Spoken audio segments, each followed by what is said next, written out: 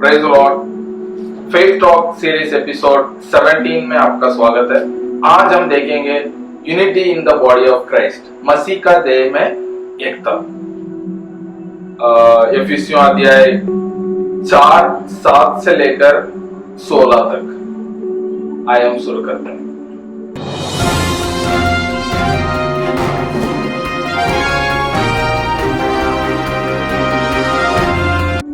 एफिसियों अध्याय 4। पर हम में से हर एक को मसीह के दान के परिमाण के अनुसार अनुग्रह मिला है। But to each one of us grace has been given as Christ apportioned it. मसीह के दान के परिमाण के अनुसार अनुग्रह मिला है। हम एक यूनिक पर्सन है। हमें परमेश्वर ने एक अनोखा दान हमें दिया है। हर एक व्यक्ति को परमेश्वर ने अलग अलग दान परमेश्वर ने दिया है। जैसे कि मसीह के शरीर में हर अंग अलग है, जैसे हमारे शरीर में जो है हर अंग अलग है, वैसे ही मसीह के देह में भी हर अंग को अलग अलग कार्य दिया गया है। जैसा मसीह ने दिया है उसके अनुसार हमें दिया गया है। एक अंग का काम जो है दूसरा अंग कर नहीं सकता। जैसे कि हाथ का काम पैर नहीं कर सकता, वैसे आंख का काम जो है मुंह नहीं कर सकता। उसी अनुसार एक अंग को जो काम मसीह ने सौंपा गया है दूसरे अंग जो है कर नहीं सकता है। तो मसीह ने जितना अनुग्रह एक व्यक्ति के लिए मसीह ने परिमाण किया, नाप के दिया, उसी अनुसार लोगों को दिया गया। इसलिए हम सब अनोखे लोग हैं, तो हम एक दूसरे को हम कंपेयर नहीं कर सकते। और एफिसियों अध्याय 4 का 8 से 10 हम पढ़ते हैं। इसलिए वह कहता है, वह ऊंचे पर चढ़ा और बंदियों को बांध ले गया और मनुष्य को दान दिया। उसके चढ़ने से और क्या पाया जाता है? केवल यह कि वह पृथ्वी के निचली जगहों में उतरा भी था, और जो उतर गया वह वहीं जो सारे आकाश से ऊपर चढ़ भी गया कि सब कुछ परिपूर्ण करे। तो मसीह जो है बंदियों को बांध ले गया। तो मसीह तब क्रूस पर मरा था। उसके बाद मसीह ने क्या किया? अधलोक, बाइबल में अधलोक लिखा गया, या भूमि के निचले भाग में गया। वह उधर जाकर मसीह जो है सुसमाचार प्रचार किया। वहां कौन कौन थे? या पुराने नियम के संत लोग थे, और मसीह से पहले जितने भी मरे हुए लोग थे उन सबको मसीह ने सुसमाचार प्रचार किया, और जितने लोग उनको विश्वास किए उन सबको लेकर वो ऊंचे भाग में वो पहुंच गया। तो अधलोक यदि हम देखते हैं उसमें जो है 2 भाग है। यदि हम लाजर का कहानी हम देखते हैं, एक जो है अब्राहम का गोद हम उस कहानी में देखते हैं। दूसरा जो है नरक, जहां आग जलती होगी, वहां उनके लोग जो है मतलब दुख सह रहे थे। या लाजर का वो धनवान व्यक्ति जो है वो नरक में था, लेकिन लाजर जो है अब्राहम की गोद में बैठा हुआ था। तो ये दोनों ही जो है भूमि के निचले भाग में है। तब मसीह मरा और उधर गया। जो पुराने नियम के जितने भी संत लोग थे उनको भी ले गया, और सुसमाचार प्रचार करके जितने लोग इसको विश्वास किए उनको भी लेकर वहां कहां गया? ऊंचे भाग को वो पहुंचा। यदि हम उत्पत्ति 37 का 35 में पढ़ते हैं, तब यूसुफ को मरने का खबर उनके भाई लोग उसके पिता को देते हैं, याकूब को देते हैं। तो याकूब कहता है कि मुझे आश्वासन मत दो, लेकिन मैं तो कहाँ चला जाऊंगा? अधोलोक में चला जाऊंगा। यदि हम भजन संहिता का 31 का 17 हम पढ़ते हैं, उधर दाऊद कहता है कि दुष्ट लोग जो हैं अधोलोक सीधा पहुंच जाते। तो मसीह से पहले दुष्ट लोग और जो मसीह में परमेश्वर के लोग जो है पुराने नियम के संत लोग जो है वो भी वहीं जहां पहुंचे थे। या जहां इसका मतलब कहते हैं या निचले भाग में थे, लेकिन मसीह उनको बांध ले गया और अपने शरीर में लोगों को दान दिया। उसके बाद यदि हम एफिसियों 4:11 पढ़ते हैं, उसने कुछ को प्रेरित नियुक्त करके और कुछ को भविष्यद्वक्ता नियुक्त करके और कुछ को सुसमाचार सुनाने वाले नियुक्त करके और कुछ को रखवाले और उपदेशक नियुक्त करके दे दिया। मसीह ने कुछ लोगों को प्रेरित नियुक्त किया, है ना, और कुछ लोगों को भविष्यद्वक्ता नियुक्त किया था। कई लोगों का सवाल आज है कि आज क्या प्रेरित लोग हैं? प्रेरित कौन है? अपोस्टल कौन है? यदि हम अपोस्टोलोस, एक यूनानी भाषा का अर्थ में हम देखते हैं, अपोस्टोलोस मतलब एक मिशन के साथ भेजा गया व्यक्ति, है ना। तो हम पुराने नया नियम में पहला शताब्दी में जो प्रेरित लोग थे वो क्या कार्य करते थे, है ना। वो लोग जो है कलीसिया स्थापना करते थे और परमेश्वर ने उनको चिन्ह और अद्भुत का वरदान दिया है और दूसरे अगुवाओं को नियुक्त करते थे या दूसरे सेवकों को वो लोग नियुक्त करते थे। तो यदि मेरे से कोई पूछता या यदि आज प्रेरितों है कि मेरा उत्तर होगा हाँ, क्योंकि मसीह ने कहा कि मैं कुछ लोगों को प्रेरित नियुक्त करता हूँ। तो मसीह ऐसा नहीं कहे कि कुछ दिन के बाद मैं जो है प्रेरितों को रोक दूंगा, फिर उसके बाद केवल सुसमाचार सुनाने वाले और पासवान लोग होंगे। ऐसा कहीं वचन में कहीं भी नहीं है। यदि कोई ऐसा विश्वास करता है तो मेरा मानना यह है वो परमेश्वर का वचन का विरोध जाते हैं। और क्योंकि आज भी लोग बहुत सारे प्रेरित लोग जो है बहुत सारे कलीसिया को स्थापना करते हैं, दुनिया भर में ट्रैवल करते हैं, सुसमाचार सुनाते हैं और कलीसिया को अगुवाओं को अगुवाई करते हैं और उनके जीवन में परमेश्वर चिन्ह और चमत्कार का कार्य भी उनके जीवन में दिखता है, उनके जीवन के द्वारा होता है। और वो लोग अनेक लोगों को, जैसे कि पौलुस ने तीमुथियुस को और जहां जहां जाता है कलीसिया स्थापना करके एक अगुवा को उधर नियुक्त करता है। वैसे आजकल बहुत सारे ऐसा कार्य करते हैं, अपने नाम के आगे प्रेरित नहीं डालते हैं, फिर भी वो ऐसा कार्य कर रहे हैं। तो मैं मानता हूं कि आज भी प्रेरित लोग उपलब्ध है और वो परमेश्वर के राज्य को आगे बढ़ा रहे। उसके बाद भविष्यद्वक्ताओं क्या करते थे? परमेश्वर का हृदय को लोगों तक पहुंचाते थे और वो लोग भी चिन्ह और चमत्कार और परमेश्वर का वचन को प्रचार करते थे। तो आज भविष्यद्वक्ता हैं, हाँ, वो लोग भी है, क्योंकि परमेश्वर ने, प्रभु यीशु मसीह ने जो नियुक्त किया है उसको मैं ये नहीं कर सकता हूँ कि नहीं वो तो खत्म हो गया। जब कोई लोग कहते हैं कि प्रेरितों का काम 16 अध्याय के बाद जो है भविष्यद्वक्ता और प्रेरितों का काम जो है खत्म हो चुका है, लेकिन मैं ये नहीं मानूंगा। लेकिन मैं जो है, यदि प्रभु यीशु मसीह ने नियुक्त किया है कि प्रभु यीशु मसीह दोबारा जब तक नहीं आएंगे वो कार्य जो है चलता रहेगा। उसके बाद तीसरा जो क्या कहते हैं कि उन्होंने कुछ लोगों को सुसमाचार सुनाने वाला नियुक्त किया। सुसमाचार सुनाने वाला नियुक्त किया। सुसमाचार तो सबको सुनाना है। यदि मत्ती 28 को 19 और 20 को पढ़ते हैं, सबको सुसमाचार सुनाना है। लेकिन सुसमाचार सुनाने वाला, है ना, सुसमाचार प्रचारक जो है वो परमेश्वर के द्वारा स्पेशल वरदान के साथ, एक स्पेशल बुलाहट के साथ आते हैं। वो जो है किसी को भी परमेश्वर को वचन सुना के उनको कन्विंस करने का क्षमता उनमें है। सब लोग सुसमाचार सुनाते हैं, कार्य करने वाला परमेश्वर है, लेकिन कुछ लोग है उस वरदान के साथ आते हैं, किसी को भी सुसमाचार वो सुना सकते हैं। जैसा मैं हूँ, मैं कुछ लोगों को सुसमाचार सुना सकता हूँ, वो मेरा क्लोज सर्कल में है। लेकिन ये सुसमाचार सुनाने वाला वो टैलेंट है, किसी के साथ भी वो लोग बात करके वो सुसमाचार सुना सकते हैं। और कई बार मैं इसका बहुत विरोध हूँ। कई लोग सोचते हैं कि इसमें एक ऑर्डर है, प्रेरित पहला सबसे ऊंचा पोजीशन है, उसके बाद भविष्यद्वक्ता, उसके बाद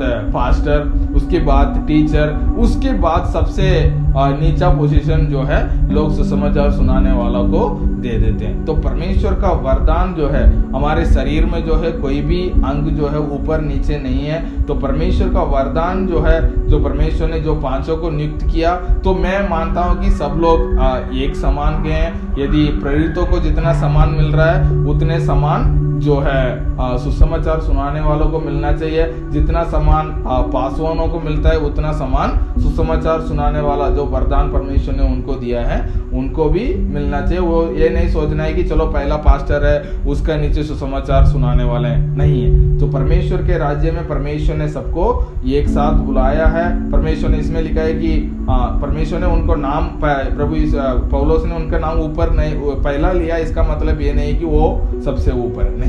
सारे कॉलिंग, सारे बुलाहट जो है, पांचों बुलाहट अभी भी परमेश्वर कार्य कर रहे हैं कलीसियाओं में, लेकिन सब लोग एक समान है ना। तो और सुसमाचार, मेरा मानना ये है, सुसमाचार सुनाने वालों को यदि ऐसा पोजीशन देना है तो सुसमाचार सुनाने वालों को पहला पोजीशन देना चाहिए, क्योंकि पहला सुसमाचार प्रचारक जो है स्वयं परमेश्वर है। यदि हम उत्पत्ति 3:15 में पढ़ते हैं तो पहला सुसमाचार है ना, स्त्री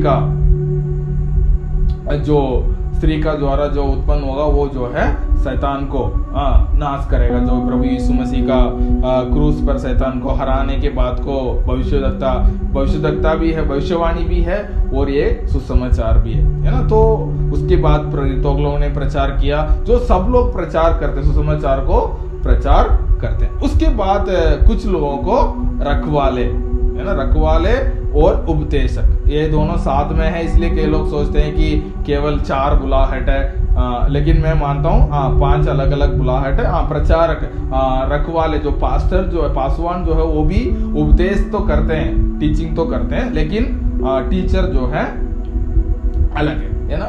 हम रखवाले को हम कहते हैं सरवाह कहते हैं, या देखभाल करने वाला है ना। बाइबल में कहीं यूनानी भाषा इस्तेमाल किया गया है ना, रखवाले, उसके बाद चरवाहा, उसके बाद देखभाल करने वाला है ना। ये सारे चीज जो है बाइबल में लिखा गया, अलग अलग यूनानी भाषा में लिखा गया है। लेकिन पासवान का कार्य क्या है? चर्च को संभालना, कलीसिया को संभालना, देखभाल करना, उसके बाद दूसरों को अभिषेक करना, उसके बाद प्रचार करना, उपदेश करना, और लोगों को उत्साहित करना और उनको डांटना, ये सारे चीज जो है। उसके बाद अपने जीवन को एक उदाहरण के रूप में बना के रखना, ये सारा जो है एक पासवान का कर्तव्य है। और वो जो है कलीसिया में वो लोग को भी परमेश्वर ने एक बुलाहट करके उनको दिया। उसके बाद हम देखते हैं उपदेशक, उनका कार्य क्या है? परमेश्वर को वचन को बिल्कुल सही तरीका से पवित्र आत्मा के अगुवाई के अनुसार सिखाना जो है उपदेशकों का, उपदेश देने वालों का काम। उसके बाद हम एफिसियंस 4:12 में पढ़ते हैं, ये 5 बुलाहट है ना, प्रेरित और भविष्यद्वक्ता, और उसके बाद सुसमाचार सुनाने वाला और रखवाला और जो है उपदेशक, ये 5 बुलाहट किस लिए? 4:12 में लिखा गया, जिससे पवित्र लोग सिद्ध हो जाएं और सेवा का काम किया जाए और मसीह के देख उन्नति पाए, है ना। किस लिए? पवित्र लोग सिद्ध हो जाएं। पवित्र लोग को सिद्ध होने के लिए परमेश्वर ने इस 5 बुलाहट को, God has given this 5 calling to equip the people for His work of service। उनको रेस्टोर करना, उनको परिपूर्ण करने का कार्य के लिए परमेश्वर ने ये 5 बुलाहट को दी, ताकि मसीह का देह जो है उन्नति पाए। मसीह का देह में उन्नति लाने के लिए उनको सिखा के, उनको उत्साहित करके मसीह का देह में उन्नति लाने के लिए परमेश्वर ने इस 5 बुलाहट को रखी। उसके बाद यदि हम इफिसियों अध्याय 4:13 से 14 में पढ़ते हैं, जब तक, कब तक ये कार्य को ये 5 बुलाहट के लोग करते रहना चाहिए? जब तक हम सबके सब विश्वास और परमेश्वर का पुत्र के पहचान में एक ना हो जाए। पहले क्या है? हम सब क्या विश्वास में एक हो जाए। जब तक ये 5 बुलाहट जो है कार्य करके रहना चाहिए, जब तक हम परमेश्वर के देह में विश्वास में एक हो जाए, शरीर में हर भाग जो है एक साथ मिलकर काम करने लग जाए। सारे डिनोमिनेशंस, ये सब मसीह का देह का एक भाग है, वो सब मिलकर मसीह का शरीर में काम करने लग जाए। उसके बाद जब तक कि हम सबके सब परमेश्वर के पुत्र के पहचान में एक हो जाए। हम सब क्या है, परमेश्वर के पुत्र के पहचान में जब तक एक ना हो जाए, जब तक ये 5 बुलाहट जो है कार्य करते रहना चाहिए। उसके बाद जब तक मनुष्य सिद्ध बन जाए, मनुष्य को सिद्ध बनाने के काम जो है ये 5 बुलाहट परमेश्वर ने जिनको दिया है उनको करना है ना। तो उनका जीवन के द्वारा मसीह प्रकट होना चाहिए। जब तक वो कार्य वो ना पूरा नहीं हो जाए, जब तक इस कार्य को करते रहना चाहिए। बार क्या होता है, शैतान जो है एक छोटे से कार्य को लेकर उपदेशों को, उनको शिक्षाओं को इधर उधर कर देता है। तो हम क्या क्या बच्चे ना रहे, क्या क्या मैच्योर हो जाए। जब तक कलीसिया के हर अंग जो है मसीह में मैच्योर ना हो जाए, परिपूर्ण ना हो जाए, जब तक ये 5 बुलाहट जो है कार्य करते रहना चाहिए। उसके बाद हम देखते हैं 15 और 16, वरन प्रेम में सच्चाई से चलते हुए सब बातों में उसमें जो सिर है अर्थात मसीह में बढ़ते जाएं, जिससे सारी देह हर एक जोड़ की सहायता से एक साथ मिलकर और एक साथ घटकर उस प्रभाव के अनुसार जो हर एक अंग के ठीक ठीक कार्य करने के द्वारा उसमें होता है, अपने आप बढ़ाती है कि वे प्रेम में उन्नति करते जाएं। तो ये सारे शरीर के जो 5 बुलाहट है वो क्या करना चाहिए, प्रेम में सच्चाई से चलते हुए क्या करना चाहिए, हमें इस कार्य को आगे बढ़ना चाहिए। तो प्रेम जो है ये 5 बुलाहट में परमेश्वर का प्रेम जो है नजर आना चाहिए। वो भी परमेश्वर का प्रेम, वो अगापे प्रेम जो है इस 5 बुलाहट के लोगों में होना चाहिए, तब लोग देखेंगे और परमेश्वर के पास आएंगे। उसके बाद शरीर के हर एक जो है हर अंग जो है क्या करते हैं, वचन में लिखा गया है कि मसीह जो सिर जो आज्ञा देते हैं उस आज्ञा के अनुसार और पूरा शरीर के अंग जो है कार्य करना चाहिए, एक साथ मिलकर एक साथ गठकर कार्य करना चाहिए। ऐसे कार्य करने के द्वारा मसीह का देह में बढ़ोतरी होता है। तो एकता कैसे आती है, तो हर अंग जो है एक साथ मिलकर मसीह का प्रेम में, तो एक हम सब सारे अंगों को एक साथ करने वाले चीज क्या है, परमेश्वर का प्रेम।